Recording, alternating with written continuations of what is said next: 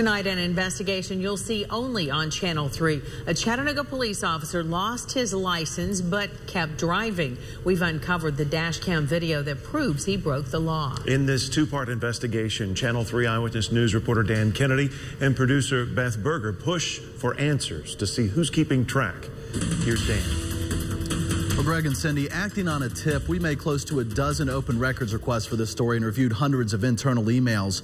Whether his license is considered the more permanent revocation or the more temporary suspension, the bottom line is he should not have been driving. And what we found is a lack of checks in the system, both at the state and local levels. And our investigation got results. Imagine driving down the road and getting pulled over by the police. Admittedly, you're speeding, you get a ticket, and you go on your way. But imagine if that officer was driving on a revoked license and wrote you a ticket for breaking the rules of the road while he, too, was violating a traffic law.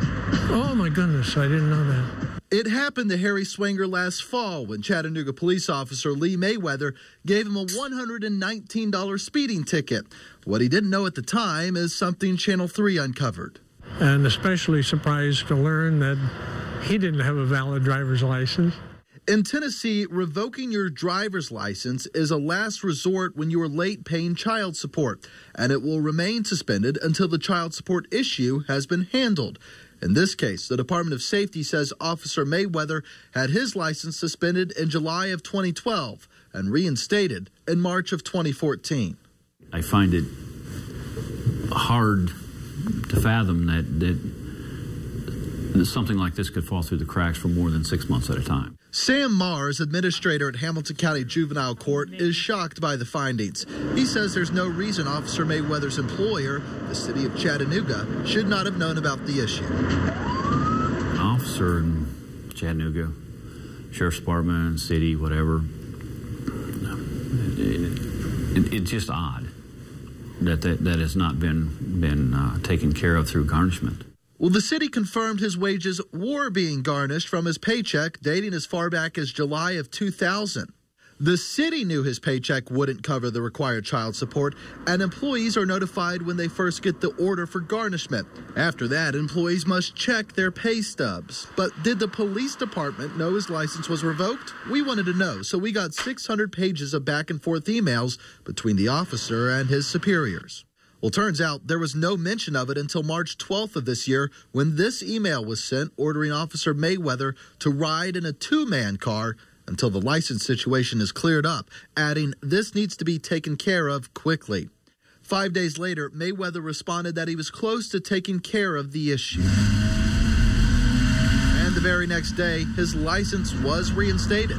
By all accounts, Officer Mayweather has been in good standing with the state now for more than 4 months.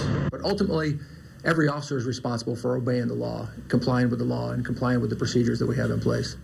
We brought our findings to new police chief Fred Fletcher. None of this happened on his watch, and he says both his department and Officer Mayweather were unaware of the revoked license. I'm certainly aware of how it looks, but that's why we took direct, immediate action, counseled the employee, and implemented controls to make sure it doesn't happen again. Well, we reached out, but Officer Mayweather chose not to comment on this story. He was never disciplined because the department says it was all an honest mistake. We also ran background checks on every officer and found that everyone is in compliance and has a valid driver's license, Greg and Cindy, and they've had those for several years now. Dan, you did a great job explaining how Officer Mayweather lost his license. What is the typical punishment or what do they do if you're caught driving without your license revoked or suspended? Sure. We asked the local attorney about that. He said it's usually a max of about $500 fine, even a max of 6 months in jail. He said it really depends on which officer pulls you over and kind of what mood you catch him in. It could be a slap on the wrist or a trip to jail. Always pays to be nice. Yes. Thank you, Dan. Coming up tonight at 11, in part 2 of our investigation, you'll hear what exactly the police department is doing to make sure this doesn't happen again. By the way, there's a lot more detail to this story you may want to see for yourself, including how the issue came to light. Check out producer Beth Berger's story online at WRCBTV.com.